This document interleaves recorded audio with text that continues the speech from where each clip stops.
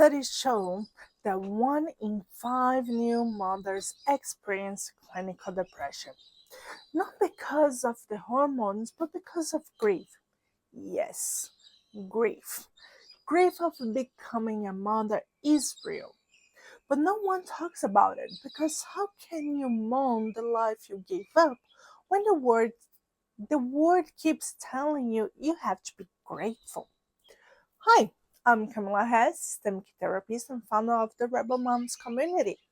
Every day, I help women escape their emotional prisons by teaching them how to balance motherhood, feminine power, and relationships. If that sounds like something you need, go ahead, hit subscribe, and turn on the bell so you don't miss more of this content on emotional intelligence. And let's talk about something that society avoids, right? The silent mourning that happens after you give birth. Everyone celebrates the baby, but no one grieves the woman you used to be. Before motherhood, you were someone with uninterrupted thoughts, someone who could rest without guilt, someone who made decisions without carrying the weight of another life. But the day you became a mother, you began to disappear. Not at once, but slowly, quietly, and invisibly.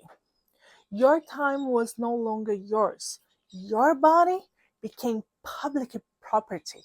Touch it, comment on, used for feeding, judge it endlessly. Your name even changed. Mom.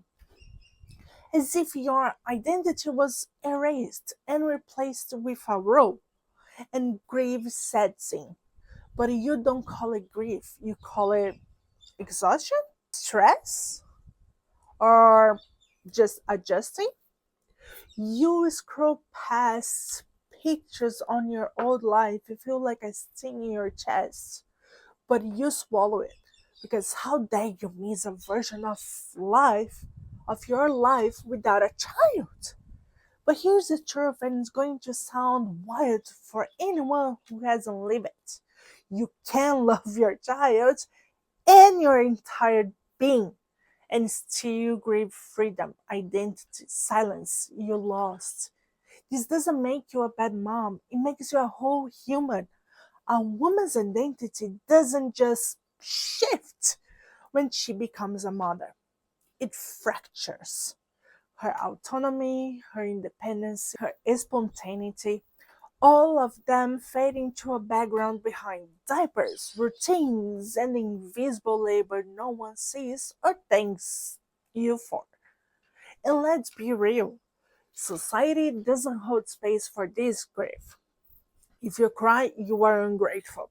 If you rage, you are hormonal. If you say you're lonely, people ask, how can you feel lonely when you have a baby? Well, but the loneliness of motherhood isn't about being physically alone. It's about being emotionally unseen.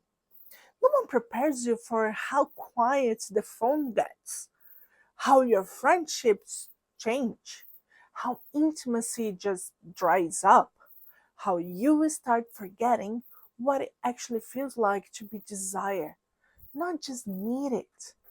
And yet, you smile, you say, I'm fine, you post happy pictures, even when you're drowning, because that's what good mothers do, right? Yeah, no. Good mothers grieve. Good mothers honor their own pain. Good mothers let themselves be human. And that also includes race, sorrow, confusion, regret, and longing for who you used to be. This invisible grief needs a name because what you don't name, you can heal.